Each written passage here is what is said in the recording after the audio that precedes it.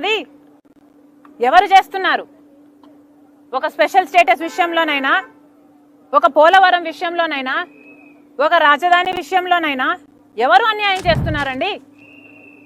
కనీసం ప్రతిపక్షంలో ఉన్న వాళ్ళం మేము కనీసం ప్రశ్నించడానికి, మేము మీటింగ్లు పెట్టుకొని యాక్షన్ ప్లాన్ ఏంటో డిసైడ్ చేయడానికి కూడా మాకు అధికారం లేదా? మేము అమరావతి క్యాపిటల్ కమిటీని వేస్తేనే మీకంత భయం అయితే, ఇక మేము ఏదైనా ప్రొటెస్ట్ చేయాలనుకుంటే ఇక అసలు మమ్మల్ని చంపేస్తారో ఏమో. దేనికి వాడతారో మీ పోలీస్ ఫోర్స్ని? దేనికి వాడాలనుకుంటున్నారు?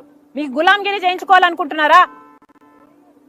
కూటమి సర్కార్ ఆన్సర్ చెప్పాలి. ఇది చాలా చాలా అన్యాయం. ఇంకోసారి నెవర్ నెవర్ డూ దిస్. మీ పోలీసులు వచ్చారు, నన్ను హౌస్ అరెస్ట్ చేశారు, ఆ క్రమంలో నా మీద చెయ్యి కూడా వేశారు. This is not right.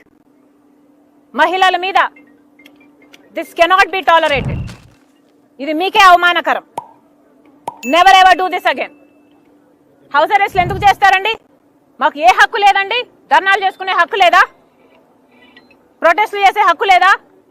ప్రజల తరపున ప్రశ్నించే హక్కు లేదా? నియంతల్లా మారకండి.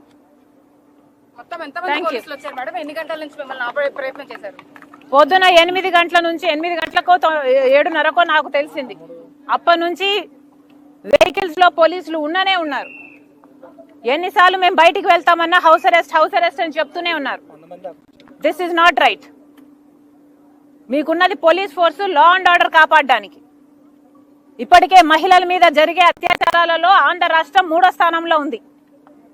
మీ శ్రద్ధ, మీ దృష్టి అంతా ఆడవాళ్ళని రక్షించడంలో పెట్టండి, ఆడవాళ్ళ మీద చేతులు చేసుకోవడంలో కాదు.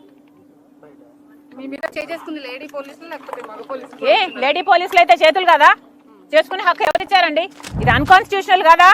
కాన్స్టిట్యూషన్ నాకు రైట్ ఇవ్వలేదా? నా ఇంటి నుంచి నేను బయటికి పోవడానికి పోలీసుల పర్మిషన్ కావాలా? కూటమి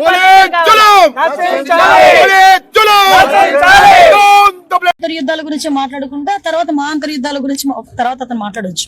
కానీ ఒకటి మాత్రం క్లియర్ గా చెప్తున్నానండి, నాకు నోరు ఉంది కదా, నోటికి వచ్చినట్టు మాట్లాడేస్తాను అని అనుకోవడానికి ఇంతకు ముందు గవర్నమెంట్ కాదు, ప్రజల్ని రెచ్చగొట్టే విధంగా మాట్లాడడం కానీ, సమాజంలోని ఇబ్బందులు పడే విధంగా, సమాజంలో ప్రజలు కూడా ఇబ్బంది పడే విధంగా కనుక మాట్లాడే పరిస్థితి ఉంటే కనుక వాళ్ళ మీద ఎట్టి పరిస్థితి చట్టపరమైన చర్యలు తీసుకోవడానికి ఎక్కడా కూడా బ్యాక్ స్టెప్ వేసే పరిస్థితి అయితే ఉండదు.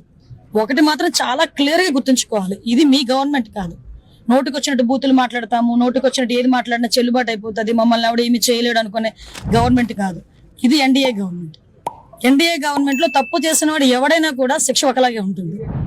నువ్వు నోటికి వచ్చినట్టు రెచ్చగొట్టే విధంగా మాట్లాడతాము, దానికి మాకు సంబంధం లేదు, మీరు మమ్మల్ని ఏమి చేయలేరంటే గనక ఊరుకునే ప్రసక్తి అయితే ఉండదు.